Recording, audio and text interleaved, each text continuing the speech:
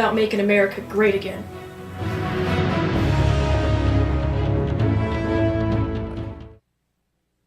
Thank you very much. Let the record show that all of the witnesses answered in the affirmative. Our first witnesses are social media personalities Lynette Diamond Hardaway and Rochelle Silk Richardson. Our second witness, Baron Soka, the president of Tech Freedom. Our third witness is Professor Ari Waldman, a professor of law and the director of the Innovative Center for Law and Technology at New York Law School. And our fourth and final witness of the day is David Chavern, the president and CEO of News Media Alliance and the American Press Institute. Your written statements will all be entered into the record in their entirety, and we ask that each of you summarize your testimony in 5 minutes. To help you stay within that time, there is a timing light on your table. When the light switches from green to yellow, you have 1 minute to conclude your testimony. When the light turns red, it signals your 5 minutes have expired. Ms. Hardaway and Ms. Richardson, you may begin. I understand you're going to share your 5 minutes. Welcome. We would like to thank the Judiciary Committee for allowing us the opportunity to voice our concerns about conservatives being targeted and censored on social media platforms. Facebook, along with other social media sites, have taken aggressive actions to silence conservative voices such as ourselves by deliberately restricting and weaponizing our page with algorithms that censor and suppress our free speech. These biased algorithms are tactics designed to pick up on keywords, thus telling the pages how to behave in ways that repress and stifle express ideas, including shadow banning, which block our content from being seen by our followers while depriving our brand through the demonetization of our videos. Followers stopped receiving notification when we posted videos and content. Followers was also mysteriously unliked from our page. Subtle and slowly, Facebook used one mechanism at a time to diminish our reach by restricting our page so that our 1.2 million followers would not see our content, thus silencing our conservative voices.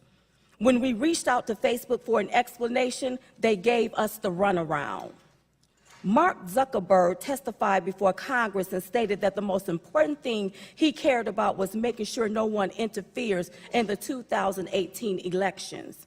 But after doing our research, we wondered if Mark Zuckerberg was using Facebook to interfere in the 2018 elections by labeling users' accounts as either liberal, very liberal, moderate, conservative, or very conservative.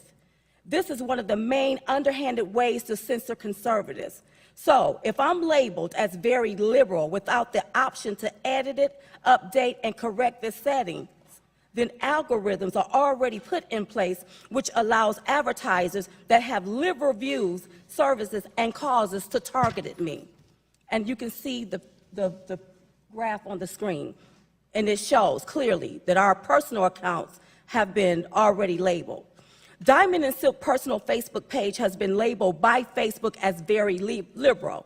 Even though we are not very liberal, Facebook do not give us the option to change this label to conservative, making it less likely for us to see advertisement, news stories, and services for a conservative point of view.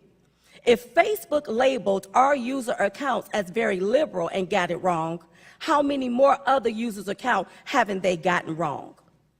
On September 7, 2017, we received a message on our Facebook page which stated that limits has been placed on diamonds and silks, and you can see picture 2. You can see on picture 3 all of the complaints that have come in from our followers where they're not receiving notification. When watching our videos, it stopped. They can't watch our videos. We've also noticed how someone with a liberal point of view that spew hate against the president can garner up to 19 million views with only 539,000 followers, yet we have 1.2 million followers and only receive 13,000 views on a video, and you can see that in picture 4. And then in picture 5, you can see the comparison from back then till today. Also, if you look at picture 5, part 2, when we uploaded a video on March 4, with 1.2 million people, we was only able to reach 37,000 views. But as soon as Mark Zuckerberg and Facebook, this here issue came to light, and they started taking those algorithms off, we uploaded the same video on April the 12th, and it was able to garner 400,000 views. After looking at our analytical on picture 5, part 3, after looking at our analytical, you can clearly see that the restrictions are back, because after the 12th, everything started going back downhill.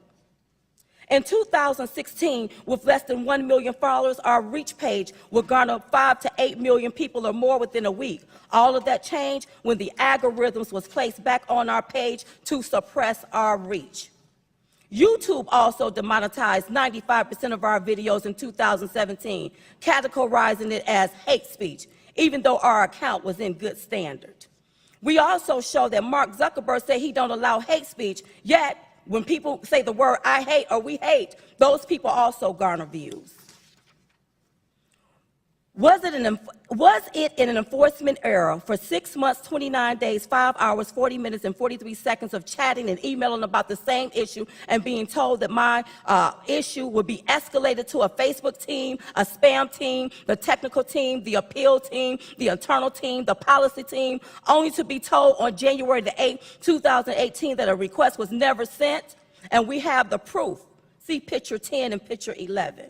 Censorship is no hoax. It's real. It's wrong for these social media giants to suppress and disregard people by diminishing and denying them their free speech. If social media is supposed to be a place for all ideas or to express an idea, then algorithms and tactics should not be in place to suppress some ideas. Thank you. Thank you, Ms. Hardaway.